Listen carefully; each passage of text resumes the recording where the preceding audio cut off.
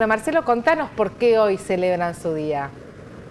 Y el 9 de mayo se conmemora la fecha en que el doctor René Favaloro en la Cleveland Clinic en el año 67 realizó el primer bypass coronario exitoso, que es una técnica que prácticamente fue el pionero en el mundo, fue la primera serie publicada de bypass coronarios, exitosa obviamente, y que bueno, que creó un camino que aún hoy seguimos transitando.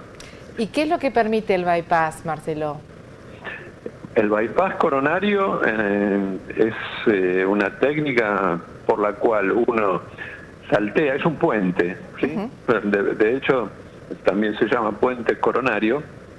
Es una técnica por la cual con algún conducto, que puede ser una arteria propia del paciente o una vena, se saltea una arteria coronaria obstruida y se la conecta más allá de la obstrucción. Entonces, nosotros tenemos cortada una calle y podemos saltear ese corte y seguir transitando.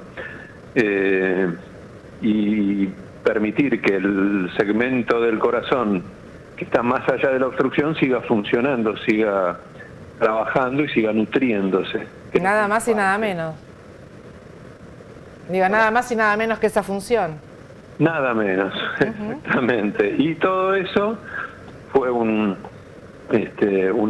desarrollo que hizo el doctor René Favaloro en la Cleveland Clinic en los años 60, o sea, hace casi 60 años. Claro, han pasado muchísimos años. ¿En qué medida, Marcelo, han ido evolucionando las técnicas del bypass? Bueno, en realidad lo que es los detalles técnicos de la cirugía son prácticamente iguales a los que se hacía en la época en que la inició el doctor Favaloro. Esto es la conexión, la obtención de los conductos, el uso de una máquina para derivar la sangre y permitir trabajar con el corazón quieto.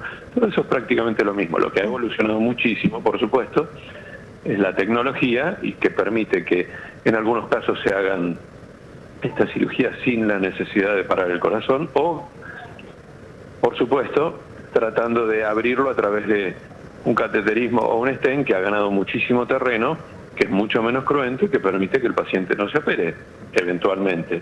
Pero lo que es la técnica en sí, la conexión, las suturas, el tipo de procedimiento, casi te podría decir que es el original que diseñó Favaloro.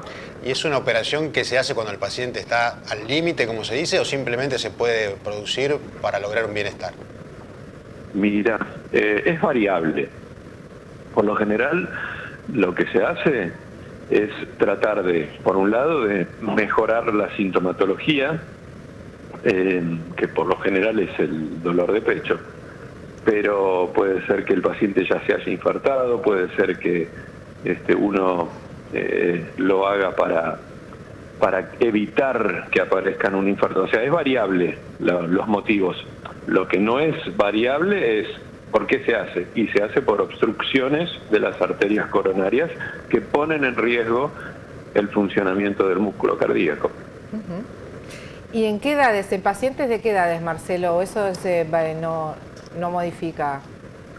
Y antes, en la época en que inició la cirugía Favaloro, un paciente de 60 años era un paciente viejo. Hoy un paciente de 60 años es un paciente que está en la plenitud de su vida, y por lo tanto la cirugía se puede hacer y extender mucho más en cuanto a la edad de los enfermos, pero puede aparecer en cualquier momento de la vida, habitualmente a partir de los 40 años. Lo que pasa es que también depende del tipo de factores de riesgo que tenga cada paciente. Hay pacientes que tienen una predisposición a enfermar y enferman más temprano. Otros o fuman o son diabéticos o tienen hipertensión arterial o el colesterol muy alto, o una predisposición genética. y bueno, cada cual se enferma cuando puede, no cuando quiere. Así es, Marcelo, y esto al doctor Favaloro obviamente le valió un reconocimiento mundial que le permitía quedarse si quería en Estados Unidos. Y la verdad, yo te lo puedo decir que lo he vivido en carne propia, porque realmente yo me formé en la Fundación Favaloro, en la época en que el doctor Favaloro obviamente vivía y además trabajaba. Y es así, tenía un reconocimiento mundial.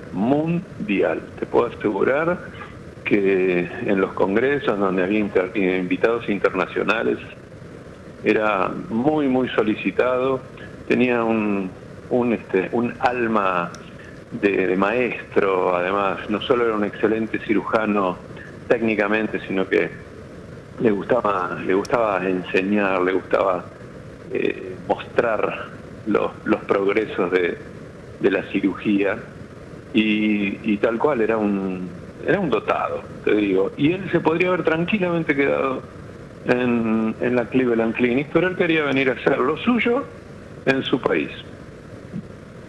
Ni más ni menos. Y bueno, esta posibilidad, ¿no?, que tuviste de ahí de formarte en la Favaloro y haber tenido esta posibilidad, porque muchas veces se sabe por ahí la técnica, pero no se sabe contar, no se sabe explicar o enseñar.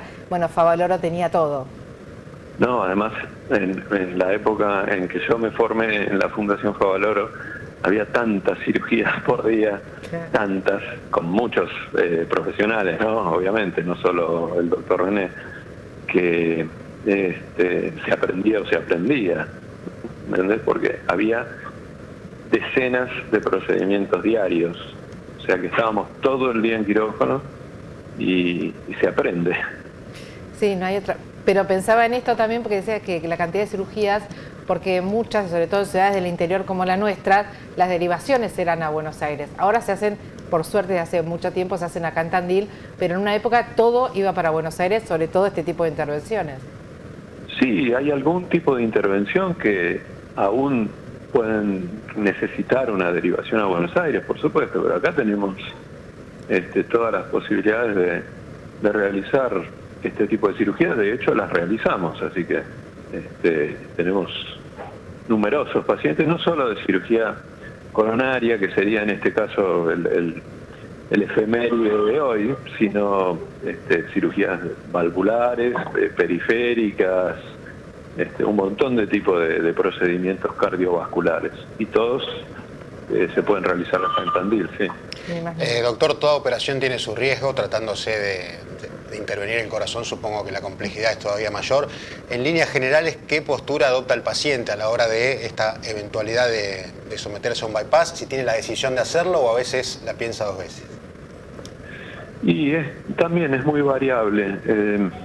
Vos tenés presente que muchas veces cuando el paciente pregunta, cuando está en condiciones, digamos, de tomar la decisión con tiempo, cuando es programado el procedimiento, yo lo que les trato de explicar siempre a los pacientes es que más que pensar en el riesgo de la cirugía, que existe obviamente, hay que pensar, cuando la cirugía tiene indicación, en el riesgo de no operarse. Y del otro lado de la balanza siempre hay más riesgos y más problemas, incluyendo, digamos, la muerte. O sea que no estamos hablando de un problema menor cuando estamos hablando de pacientes coronarios, estamos hablando de infartos, de insuficiencia cardíaca y eventualmente de la muerte. Entonces,